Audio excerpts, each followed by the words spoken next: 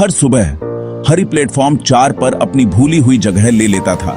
Station के शोरगुल में ऐसे घुल मिल जाता था जैसे कोई परछाई जिसे कोई नोटिस नहीं करता।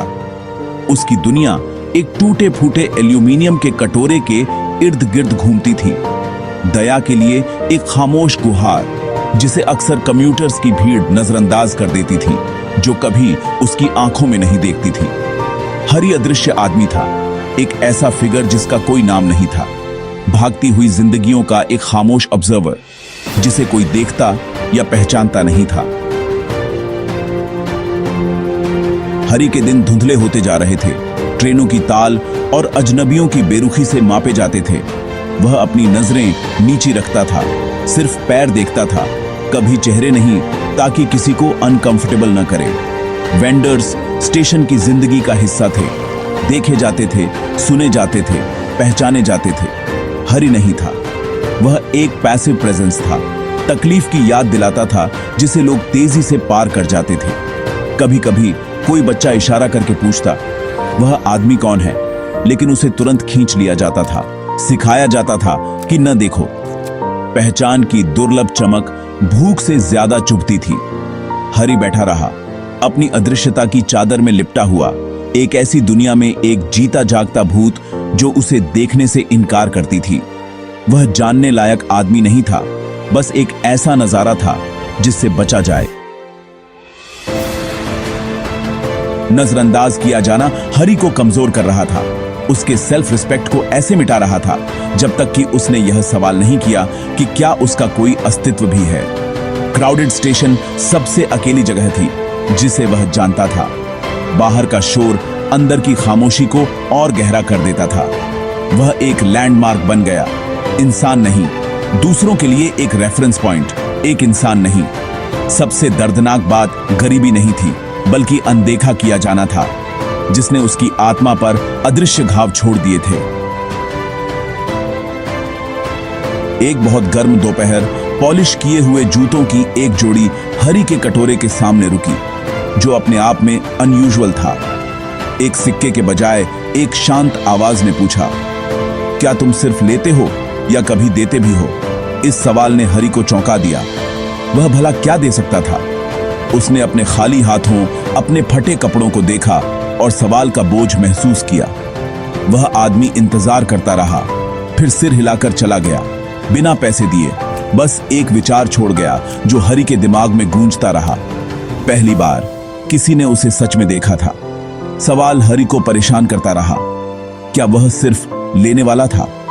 यह एक पहेली थी, बंजर जमीन में बोया गया एक बीज। पूरे दिन शब्द उससे चिपके रहे, भूख से ज्यादा परसिस्टेंट। सवाल उन दीवारों को तोड़ना शुरू कर दिया था जो उसने अपने चारों ओर बनाई थी। क्या तुम सिर्फ लेते हो या कभी देते भी हो? थे। उस रात हरी सो नहीं पाया। अजनबी का सवाल उसके दिमाग में बार बार चल रहा था, उसे अपनी पहचान का सामना करने पर मजबूर कर रहा था। उसने कभी खुद को लेने वाला नहीं सोचा था, लेकिन वह शब्द चुभता था। वह क्या दे सकता था? उसके पास कुछ नहीं था, न पैसा, न पोजेशंस, सिर्फ उसका कटोरा और उसकी ग्रैटिट्यूड। सवाल इम्पॉसिबल लग रहा था, फिर भी उसने उसे जवाब खोजने की चुनौती दी। जैसे जैसे सुबह हुई, निराशा डिटर्मिनेशन में बदल गई। उसे एहसास हुआ कि वह फिर से अदृश्य नहीं हो सकता, सिर्फ लेने में खुश नहीं रह सकता। उसके अंदर कुछ बदल गया था। उसे नहीं पता था कि वह क्या दे सकता है, लेकिन वह जानता था कि उसे कोशिश करनी होगी। सवाल अब बोझ नहीं था, यह एक चुनौती थी। उसने देने का रास्ता खोजने का फैसला किया, चाहे कितना भी छोटा क्यों ना हो। जल्दी पहुंचकर हरी ने पटरियों के पास उगते हुए जंगली फूलों का एक गुच्छा देखा, चमकीले, मजबूत और अनदेखे। उसने उन्हें पहले कभी नहीं देखा था, लेकिन आज वे उसे पुकारते हुए लग रहे थे। उसने धीरे से कुछ फूल तोड़े, उनकी सुंदरता और सादगी पर हैरान था। फूल कुछ नहीं मांगते थे, फिर भी इतना कुछ देते थे। एक विचार पनपा, शायद यह कुछ ऐसा था जो वह दे सकता था। दिल धड़क रहा था। उसने फूल अपने कटोरे के पास रख दिए। वे ग्रे प्लेटफॉर्म पर सुंदर लग रहे थे। पहली बार हरी ने आने वाले दिन के लिए एंटिसिपेशन महसूस की, ड्रेड नहीं। क्या लोग हंसेंगे? क्या वे समझेंगे?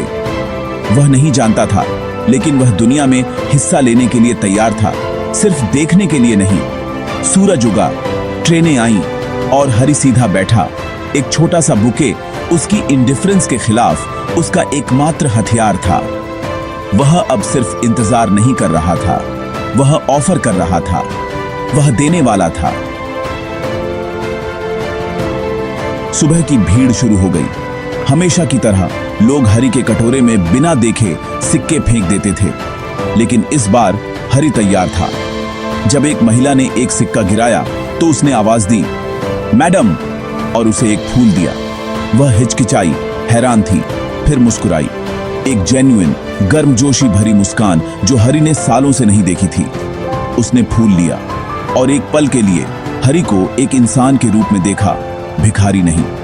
अगले दाता, एक चिड़चिड़े आदमी ने फूल पर स्कॉफ किया, लेकिन फिर भी उसे ले लिया, अपनी शर्ट में रख लिया। बात फैल गई, लोग रुक गए।